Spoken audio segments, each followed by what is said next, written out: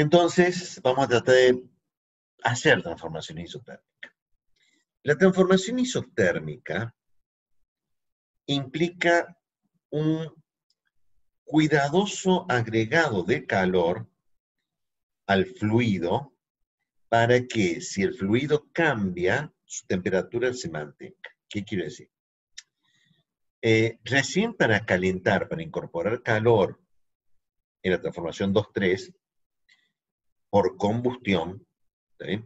La presión se mantenía constante, pero para poder hacerlo isotérmico, yo tengo que lograr que el flujo de calor sea justo como para que la temperatura del fluido no cambie. Y ese intercambio de calor, ajustarlo así, es extremadamente complejo. O sea, prefiero ajustarlo a mantener la presión constante y la temperatura que haga lo que quiera.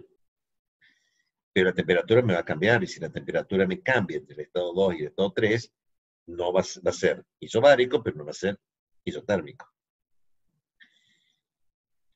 La forma que encontramos para hacer transformaciones isotérmicas es aprovechar de sus profundos conocimientos de termodinámica. O sea que vamos a tener que recurrir a Gibbs, no queda otro. Y era que en el equilibrio de fases, mientras haya dos fases en equilibrio, ni la temperatura ni la presión cambia. O sea, yo puedo hacer una transformación isobárica. Para hacerla isotérmica, tengo que tener dos fases. O sea que si yo lograra tener dos fases en mi sistema, mientras duren las dos fases, la temperatura no cambia. Vamos a ver si lo podemos aprovechar.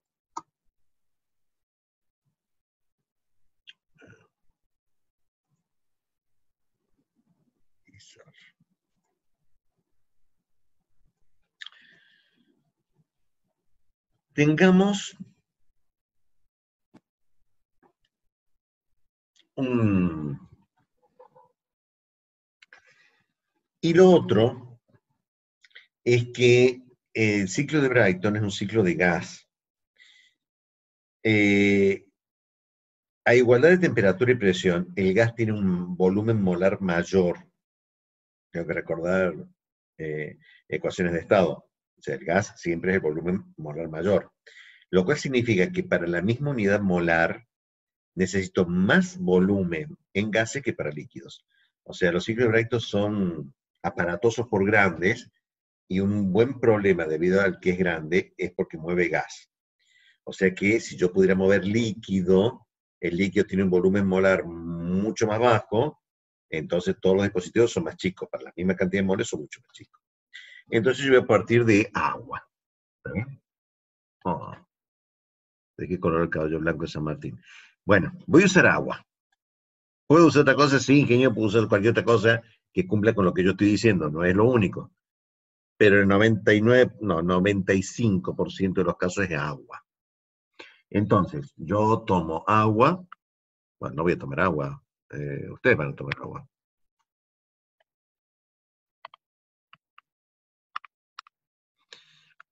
Tengo agua líquida.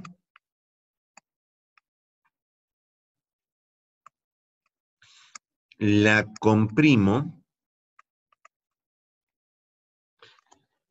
Como es agua, ya no hablo, puedo hablar de un compresor, pero en general este dispositivo para incorporar trabajo al fluido, si es líquido se llama bomba, si es gases se llama compresor, pero incorporan trabajo al sistema hasta llegar a la condición del punto 2, he tomado fluido, agua líquida.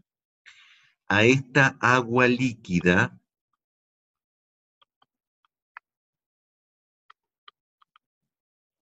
la transformo en vapor.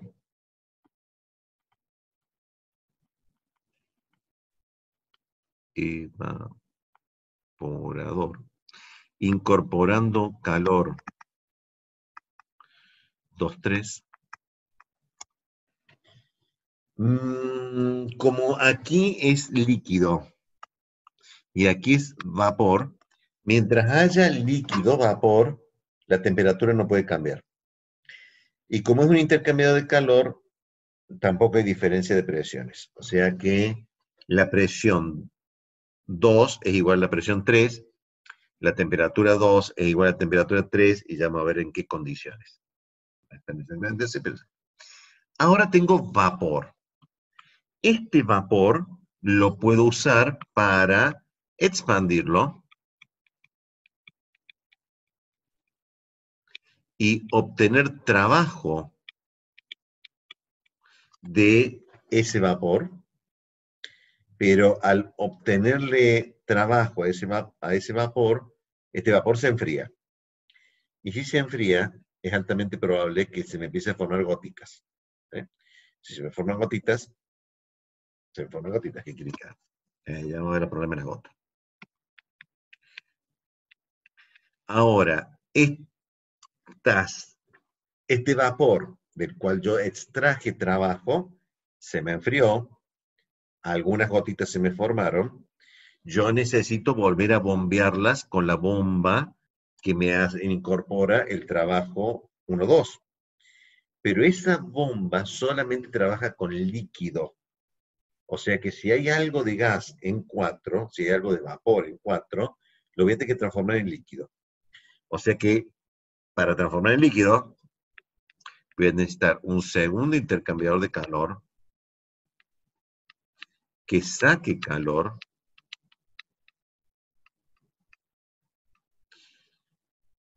y al pasar de vapor a líquido, el intercambiador de calor 4.1 se llama condensador. Condensador.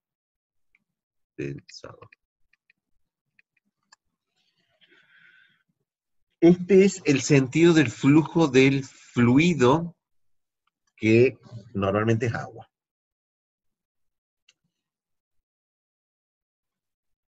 A ver, si tiene un evaporador, ¿le suena que será una máquina de vapor? Sí. Este ciclo es el culpable de la vida que llevamos. También culpable de la pandemia, el coronavirus y todo lo demás, porque si hubiéramos estado en la época de las cavernas, o como estaba Europa en la Edad Media, con la gran plaga, no se preocupaban, morían todos y punto, qué tanto lío, o sea, qué tanto lío preocupaban, no. No había aviones ni nada por el estilo, y el culpable es este ciclo, el ciclo de la máquina de vapor, el ciclo de Rankine. Cuando se logró establecer mecánicamente este ciclo, cambió toda la vida de la humanidad. Se cambió el transporte, cambió la producción en masa, cambió todo. Es culpa de la interpretación termodinámica de este ciclo, el ciclo de Rankine.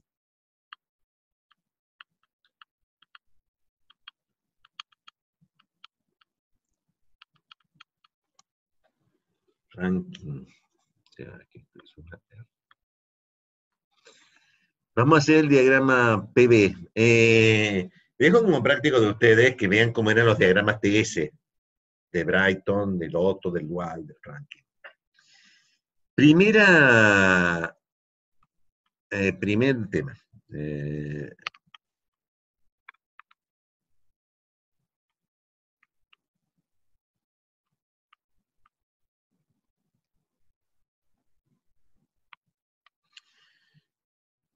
Hay una campana. O sea, esto va a funcionar siempre y cuando yo tenga equilibrio de fases. Así que yo necesito equilibrio de fases.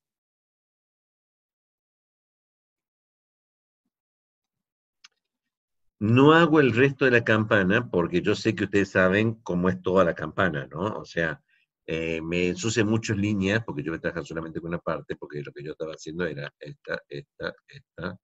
esta. Estoy haciendo esta parte, que es la que me interesa, no todo el resto, ¿no? O sea, que no me critiquen ni no me digan que esa no es la campana porque los mato. Esa es la campana, me falta el punto triple, me falta el equilibrio solídico, pero me es irrelevante ahora porque no voy a trabajar en esa zona. T1.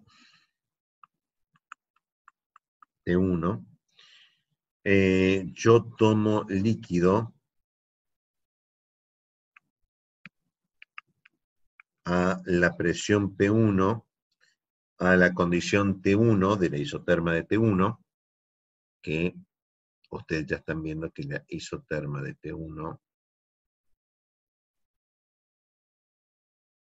es esa, este T1.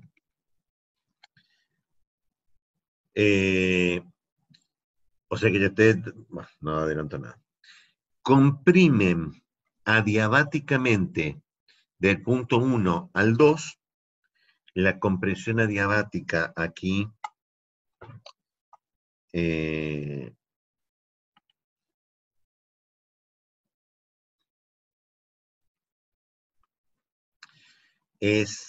aumenta la temperatura, se tiene que estar desplazada un poco a la derecha de la isoterma de T1, porque la compresión le va a aumentar la temperatura del líquido, pero no tanto como con gases, hasta que alcanza la presión P2.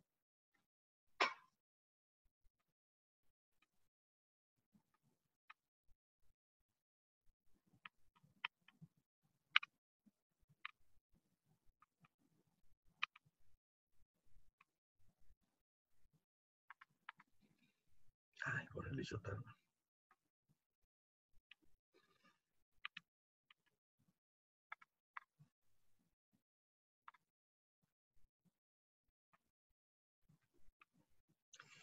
A la presión P2 versus la presión P3, como es un intercambiador de calor, no hay diferencia de presiones, así que la transformación a partir de allí es isobárica, o sea que si este es P2, esto es P3, y lo que yo estoy diciendo es que P3 es igual a P2. Evaporé todo, lo transformé en vapor, y ese vapor en las condiciones 3 hago hacer trabajo adiabático sobre este gas, sobre este vapor. Al hacerlo, se enfría. La condición final es la condición del punto 4. La presión del punto 4 tiene que ser igual a la presión del punto 1, porque el condensador es otro intercambiador de calor en donde no hay caída de presión. O sea, P1 es igual a P4.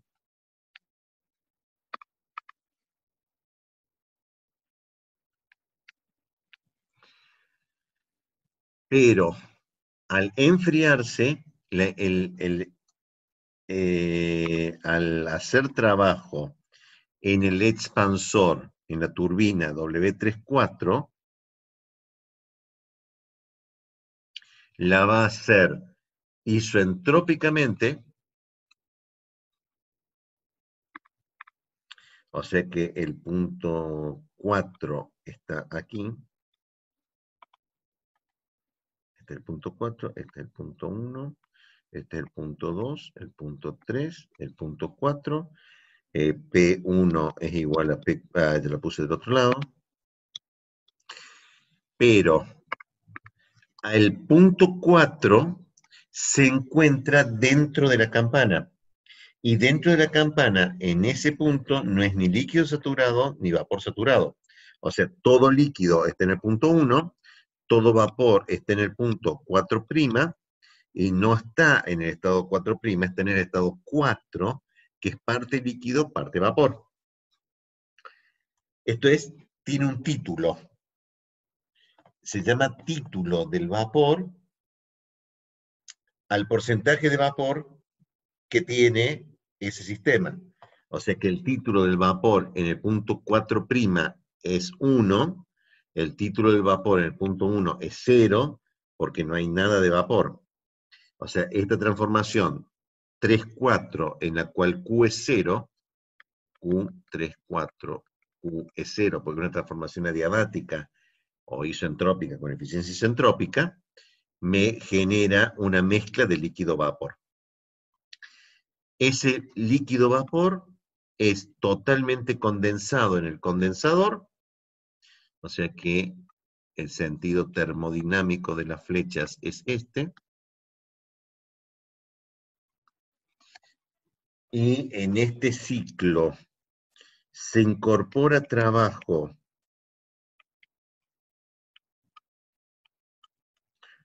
1, 2 en ese compresor, en esa compresión, se incorpora calor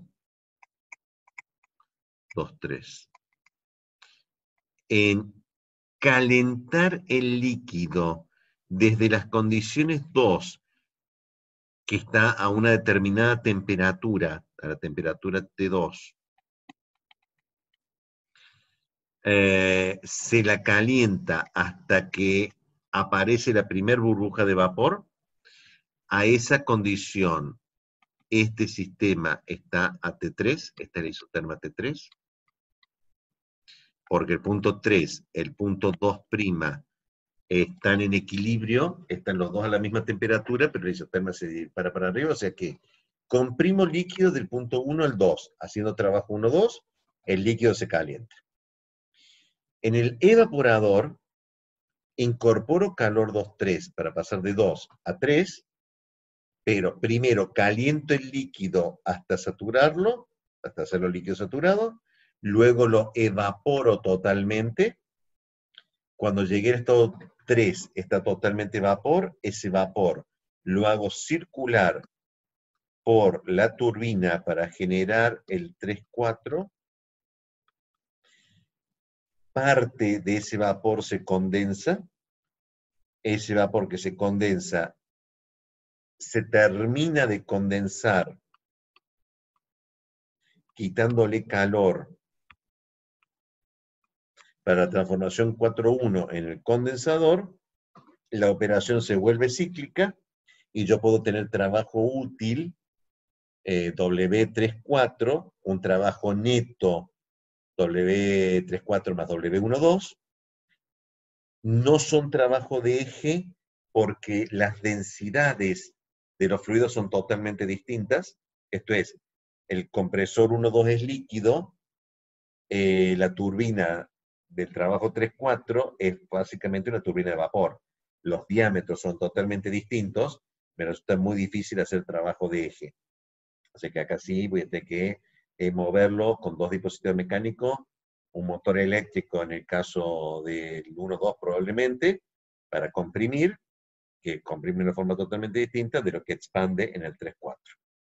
La expansión me puede servir para muchas cosas. En una locomotora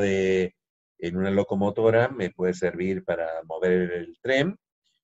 En una central térmica, en donde el evaporador es una enorme caldera, me sirve para impulsar un generador eléctrico.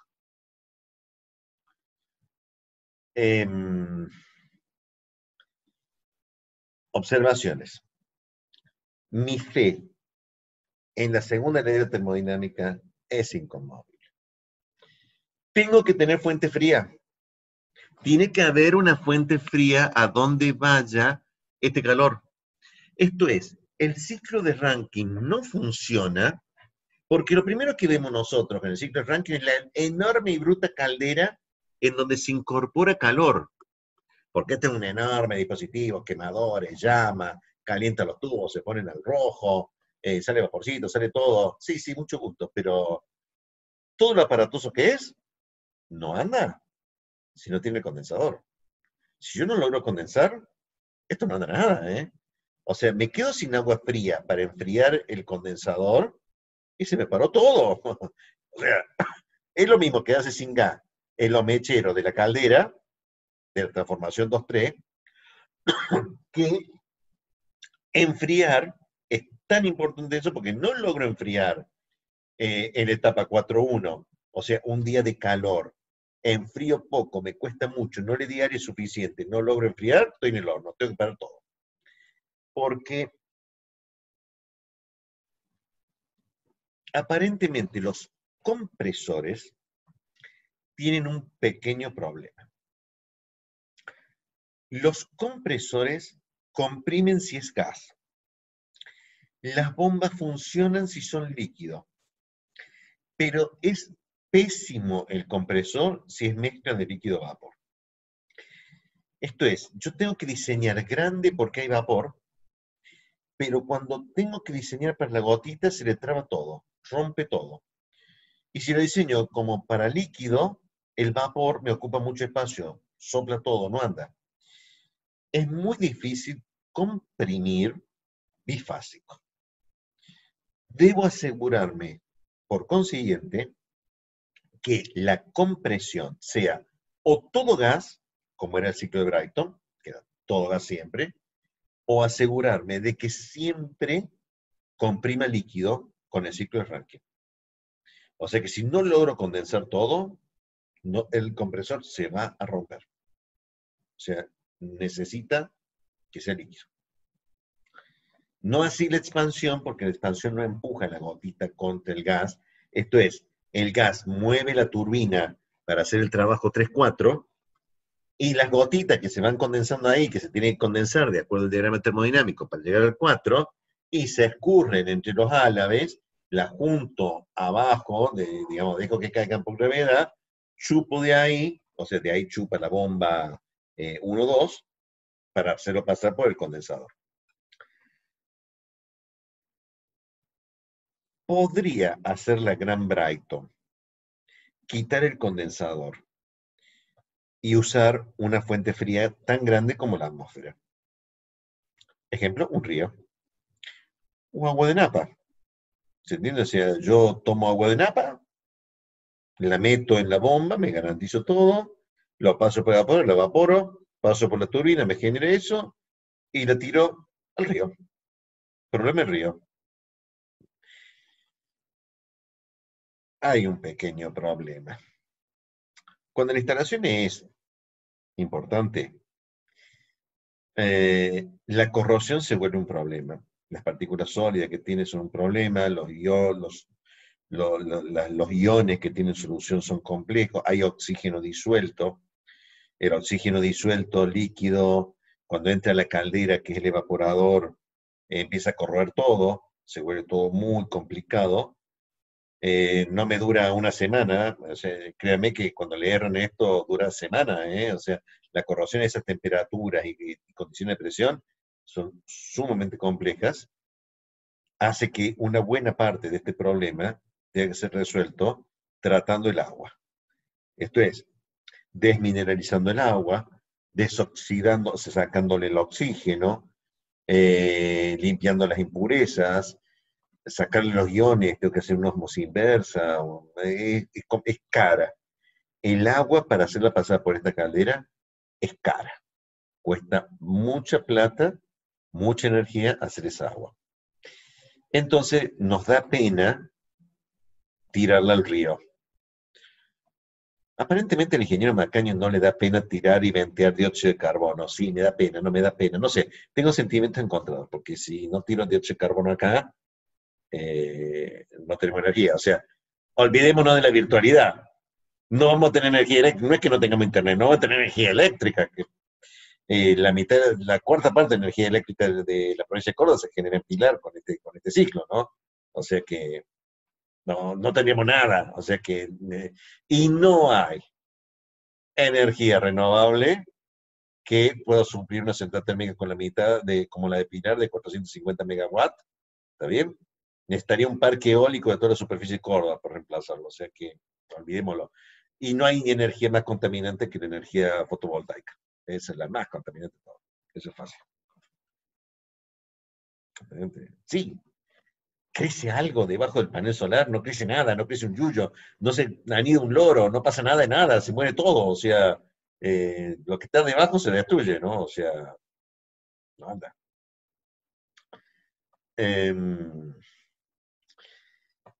Entonces, yo la traté al agua con ósmosis inversa, le puse hidracina para sacar el oxígeno, le puse los aditivos, le puse flocculante, le puse desincrustante, le puse antioxidante, le puse todo. Y después la voy a tirar. ¿Sí? No, vamos a procurar retornarla. Razón por la cual voy a necesitar un intercambiador de calor, porque si lo voy a recircular, este intercambiador de calor del condensador es inevitable. O sea, si lo saco es porque tiro el agua. Cosa que se hace, ¿no? O sea, en otros países se hace, no es infrecuente. Gastan más en mantenimiento. Si quieren gastar menos en mantenimiento, Inviertan en un buen condensador y un buen tratamiento de agua para que todo esto ande. Pero no anda el ciclo de Rankine si no tiene condensador. Si no tengo la fuente fría, ¿a dónde mandar el calor? Esto no anda, ¿eh? Esto, a ver, el ciclo de Brighton era engañoso. Me pareció solamente la fuente caliente. Pero la fuente fría existe sí o sí. Es la segunda ley. Está, es la atmósfera. La segunda ley acá me diría que o es un río para tirar esto y tomo agua del río, o pongo un condensador. Tengo que mandar calor a una fuente fría. Tengo que tener un sumidero de calor. Si no, esto no anda. O sea, entendamos de que es un ciclo que transforma calor de una fuente caliente, el flujo de calor de la fuente caliente a la fuente fría, y aprovecho una parte para hacer trabajo. La parte que no aprovecho es destrucción de energía. Tengo que ver de todas estas transformaciones cuál es la transformación que más energía destruye. ¿Sí? Esto es, esta transformación no anda sola. Tiene que haber algo más en otra temperatura, digamos en una temperatura más baja, para que pueda transferir calor de la fuente caliente a la fuente fría. Y este condensador actúa como fuente caliente con respecto a la fuente fría con la cual tiene que mandar el calor. O sea que esto está gobernado por la temperatura ambiente, porque si la temperatura ambiente estará mucho una atmósfera, todo lo que usted quiera, pero si esto no chupa calor, o sea, no logra transferir calor, estamos en el horno, no va a andar. Los cálculos de trabajo y calor son exactamente igual que como lo hice con el ciclo de Rankine. Delta H es igual a Q menos W. Tengo que ver cuándo Q es 0, tengo que ver cuándo W es 0, y tengo que calcular las entalpías de sistemas como el 4. O sea, que es mezcla de líquido-vapor. Que la entalpía de ese sistema es proporcional, o sea, la entalpía del 4 es igual a 1 menos alfa, que es el título, por la entalpía del líquido, que es la entalpía del 1, más alfa, que es el título del vapor, o X, como lo quieran poner, depende de Guillermo Fonseca, por la entalpía del punto 4, que es todo vapor. O sea, donde alfa es el título del vapor. Varias observaciones. Primero, podría haber subenfriamiento del líquido, en cuyo caso esto se baja más a la izquierda.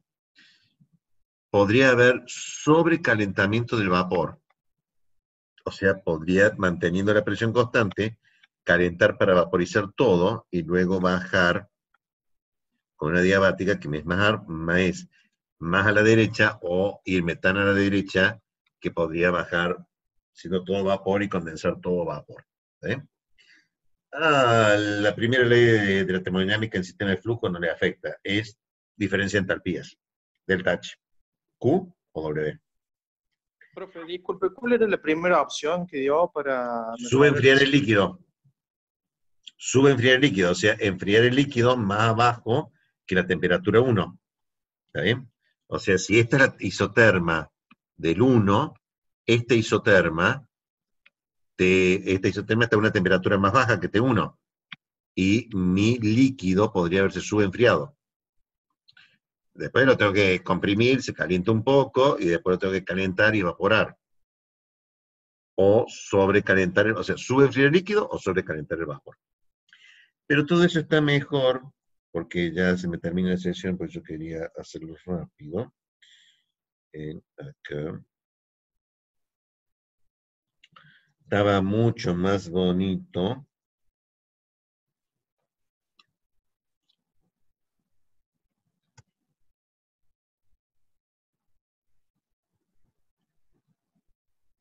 Regenerativo.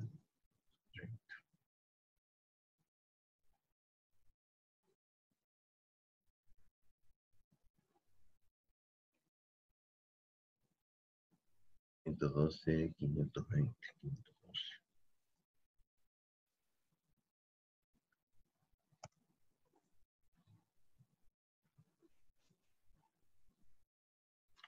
Evaluando, considerando gasolina.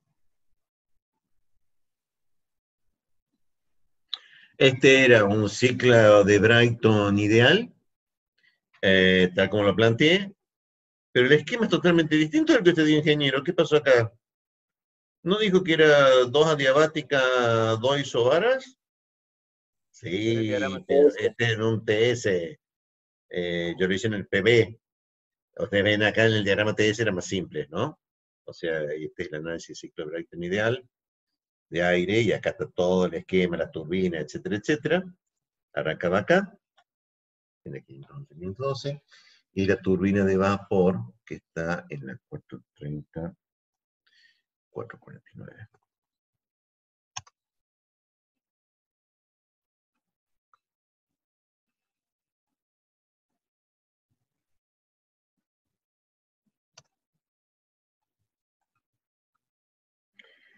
Una planta de vapor, que acá está todo el esquema bonito, porque el libro no es mi pizarra, o sea, está mucho más bonito el libro. Ven qué bonito. Esta es la caldera, entra aire, entra combustible fósil, porque el libro es conservacionista, entra la caldera, los gases de combustión salen por la chimenea, es un intercambio de calor, el vapor generado mueve la turbina, que mueve un generador eléctrico, el, lo que sale de la turbina va a un condensador, para el condensador tenía que condensar, y para condensar necesita una torre de enfriamiento. El líquido condensado es bombeado con una bomba de agua, feed water, o sea, bomba de alimentación de agua, y entra el ciclo. O sea, más bonito no puede ser. Básicamente, esto es también el esquema de una central nuclear, como plantea el libro. O sea, al ciclo de Rankine no le importa de dónde venga el calor. Eh, Dice, ¿a mí qué me importa? Ustedes denme calor y sáquenme calor, porque si no me sacan calor, estoy en el horno. O sea, la central nuclear genera todo el calor que quiera con las barras de control, con el combustible de uranio, con lo que usted quiera, plutonio, lo que quiera, pero esto no anda si no tengo la bruta torre de enfriamiento de perfil hiperbólico, que sale vaporcito por arriba, que es característica de todas las centrales nucleares, porque si no enfrío, no tengo condensador, y si no tengo condensador, el ciclo de Rankine no arranca. Arranca cuando enfrío. Es tan importante calentar con combustibles fósiles, con una central nuclear, como enfriar en el condensador. Estos ciclos no andan sin fuente fría, no se dejen guiar por otro. Este no me gusta porque estos son los solares, etcétera, etcétera, con califones solares. Pero lo mismo, tiene una hermosa torre de enfriamiento, que son las que vamos a diseñar el año que viene. El año que viene la vamos a diseñar. Como calcula el tamaño, el diámetro, la altura, cuánta agua tiene que circular acá, todo eso el año que viene. Y esto intercambiable en tecnología térmica, y la torre en operaciones 2. Está el ciclo, modelándolo, y acá están todos los cálculos de entalpía, flujo de entalpía, no hay variación de energía cinética ni potencial, como es el condensador, o sea, todo el resto te lo indica. Bueno, y el resto lo vamos a ver en el práctico. Yo ya di el esquema, ahora está en el práctico. Bueno, porque ya se me va a cerrar esta sesión también y ya no tenía sentido hacer. Entonces, lo que hoy vimos fue el balance de energía para sistemas de flujo, en que la primera ley de la termodinámica es delta H igual a Q menos W. El balance de exergía para sistemas de flujo, que seguía siendo la integral de 1 menos T sobre T0, diferencial de Q en flujo, menos el término de transferencia de exergía por trabajo, más el término de variación de exergía por flujo convectivo, menos el flujo de destrucción de exergía por irreversibilidad, que esa, sirve para calcular ese flujo de destrucción de exergía por irreversibilidad, y lo aplicamos a los balances de energía de la primera ley de la termodinámica del sistema de flujo para dos ciclos de potencia. El ciclo de aire, el ciclo de Brayton, y el ciclo de vapor, el ciclo de Rankine. Ya estamos viendo el final del túnel. Ya falta poco para el segundo parcial, ¿no? Por lo menos. Así que, bueno, cualquier pregunta la vemos el miércoles que viene. O este viernes con el ingeniero Fonseca. ¿Estamos? Ah, ya están cansados. Bueno, sí, ya están cansados porque ya tengo menos chicos. Nos vemos.